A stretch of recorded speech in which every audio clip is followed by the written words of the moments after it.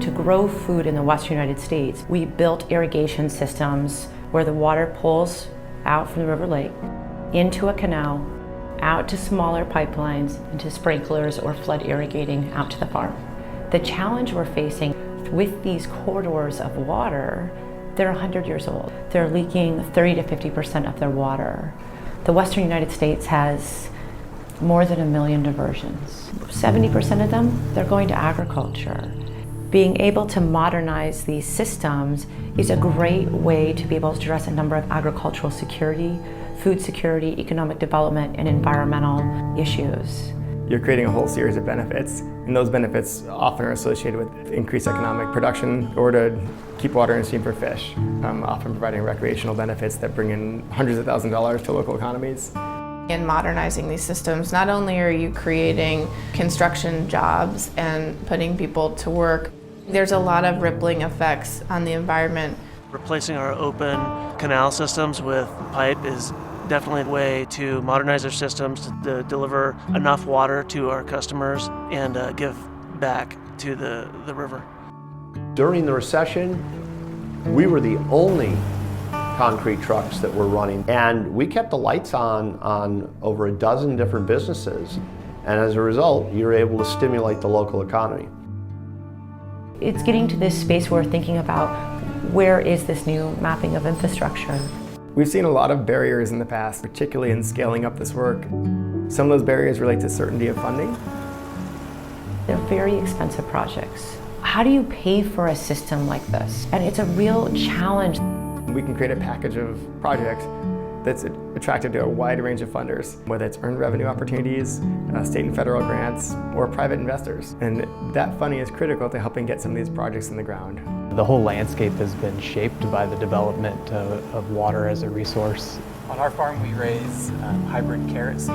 This area in Central Oregon is the biggest carrot seed producing area in the world. When we're competing with other countries or other geographies, we are not the lowest cost area of production. So we have to find other ways to give ourselves a competitive edge, and the way we do that is by being as efficient as possible.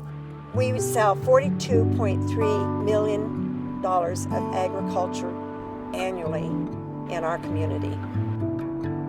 More modern irrigation will be a benefit to our ranchers and our cattlemen.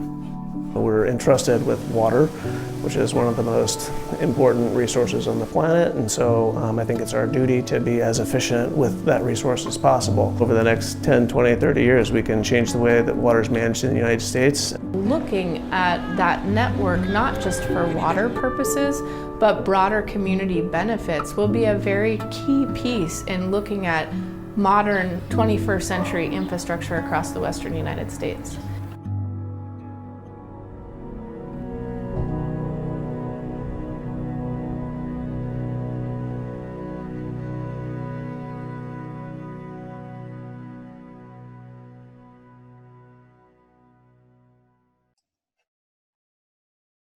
I would like to welcome everyone to our panel, Vision for the Future, How to Steward the American West for the Next 100 Years.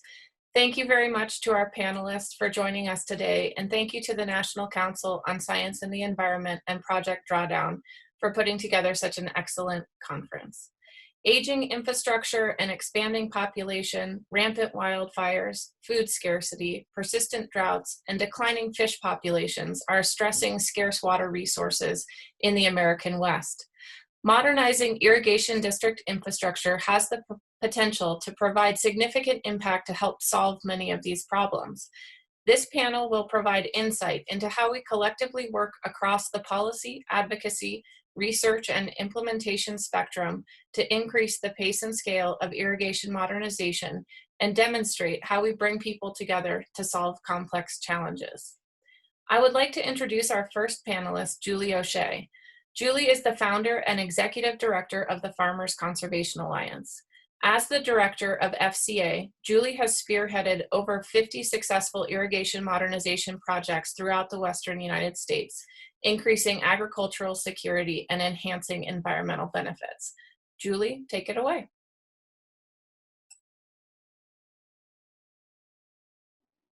I had to mute.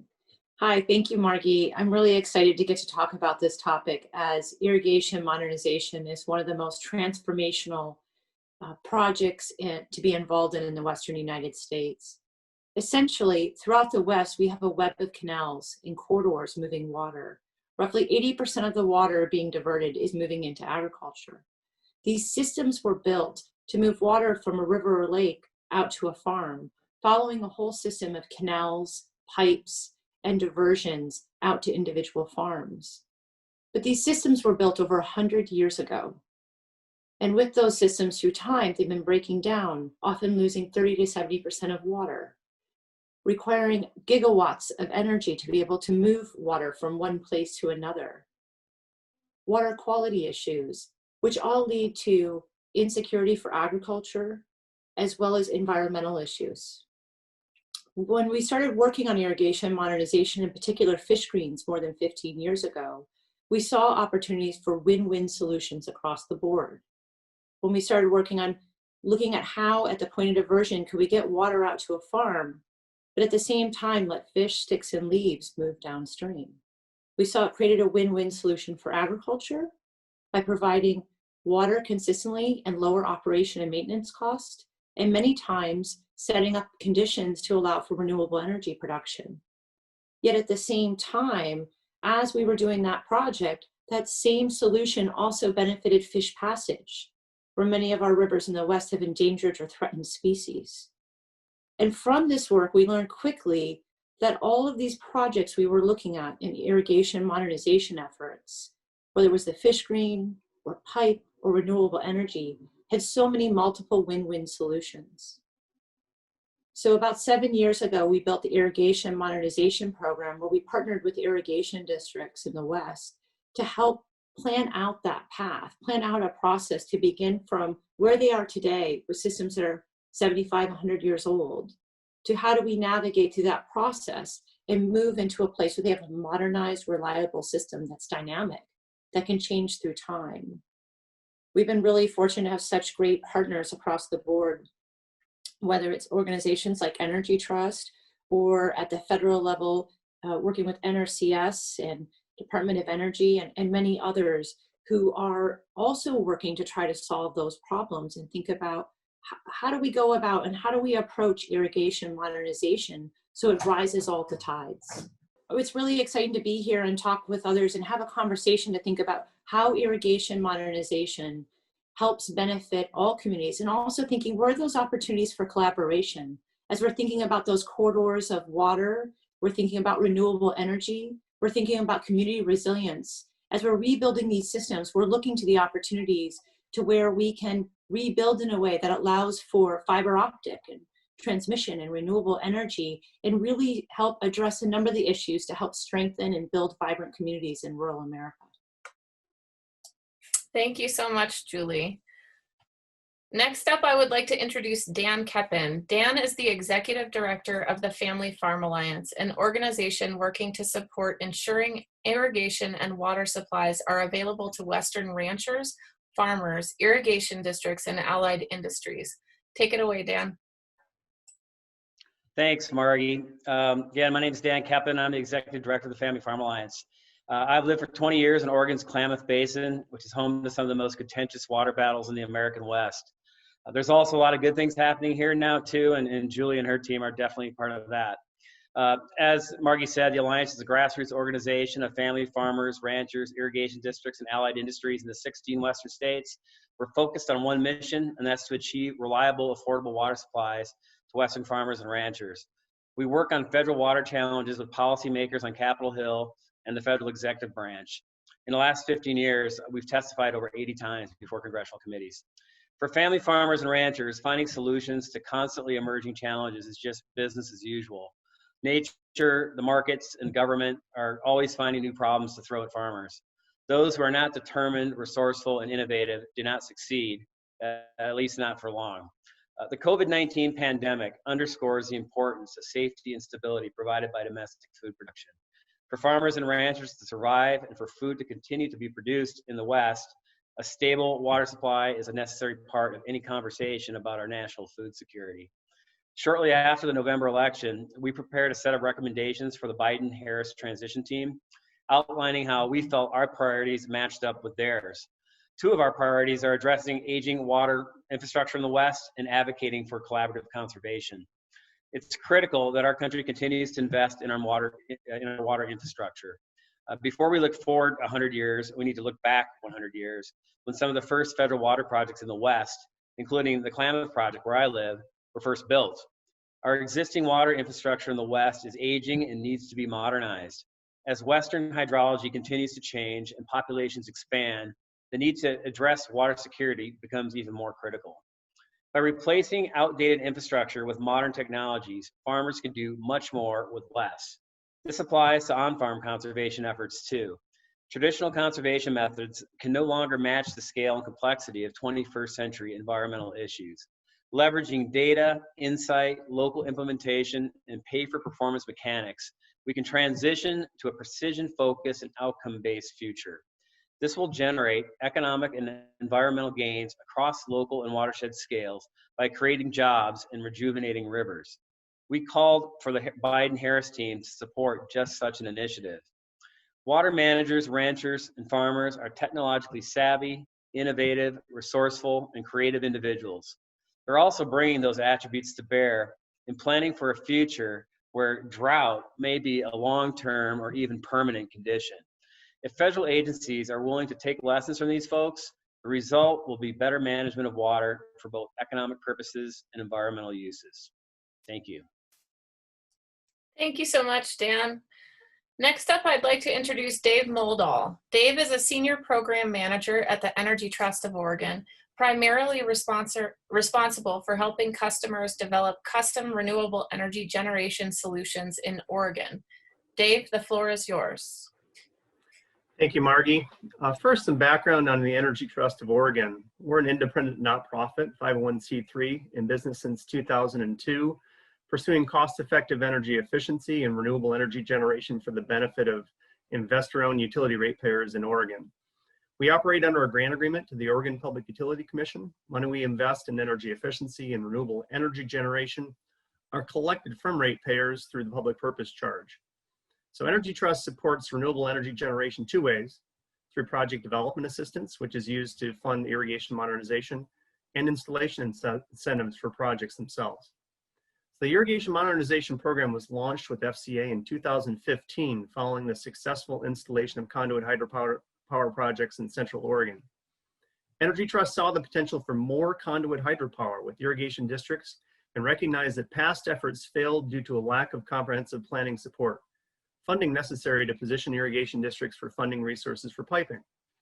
With this direct partnership with FCA, Energy Trust was able to leverage FCA's considerable technical and communication skills to facilitate the development of hydropower opportunities into the irrigation district's larger infrastructure modernization needs.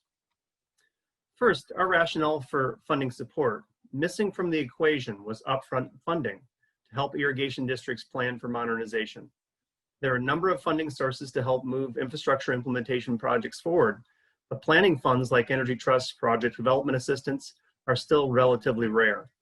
We believe that by using development assistance to help irrigation districts plan for modernization of their infrastructure, conduit hydropower projects will be identified and moved into development. 6 years in on the program, we can confidently say that our hunch was correct. Second, irrigation modernization advances Energy Trust program goals. For Energy Trust, our goal is to accelerate conduit hydropower development. But new distributed hydropower isn't the only program benefit. Helping irrigation districts modernize, as you'll hear, often enables significant energy savings and water savings. It drives local construction jobs in rural communities while increasing the reliability of agricultural water supplies and enables environmental benefits. This is all important to local communities and many different funders interested in non-energy benefits. Finally, at program inception, we believed Energy Trust investment would leverage other funds to support modernization. We're right.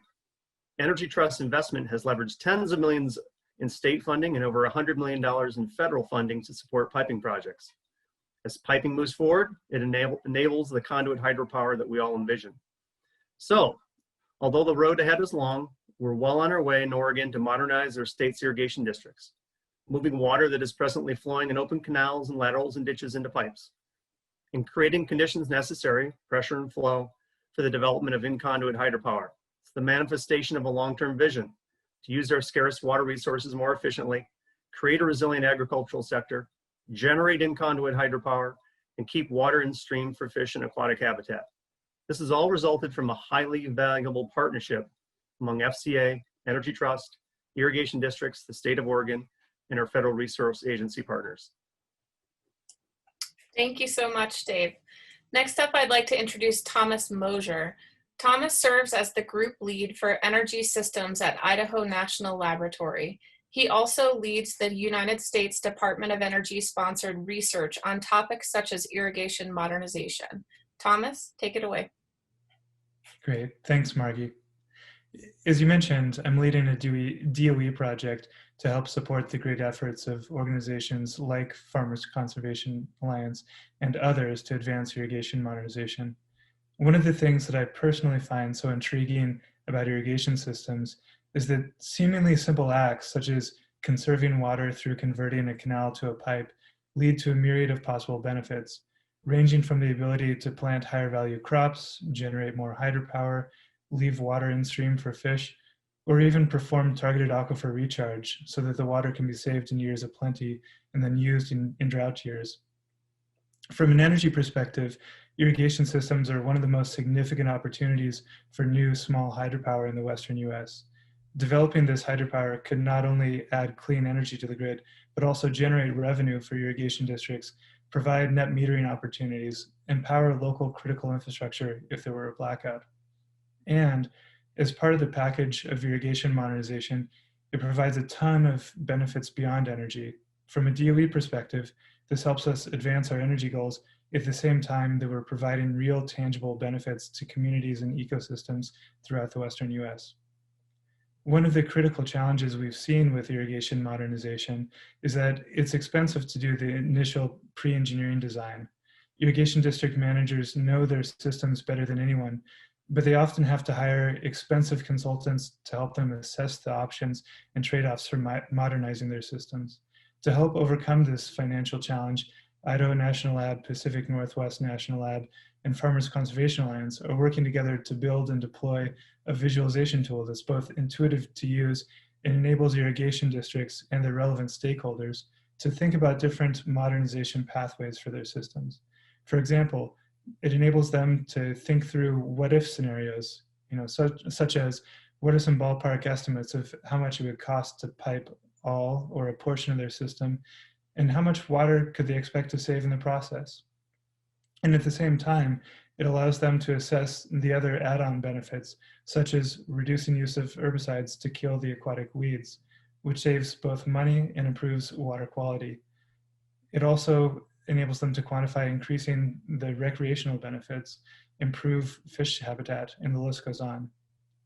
It's also exciting that this movement is so much more than just the DOE tool that we're developing. It's real investments and changes that are happening on the ground, improving human well-being and the environment. I feel super fortunate to be able to be a part of it. So thanks for working together on this in this exciting area. Thank you so much, Thomas. I would like to thank all of our panelists for joining us today, and we look forward to fielding your questions during our live question and answer session to come. Thank you all very much and have a wonderful day.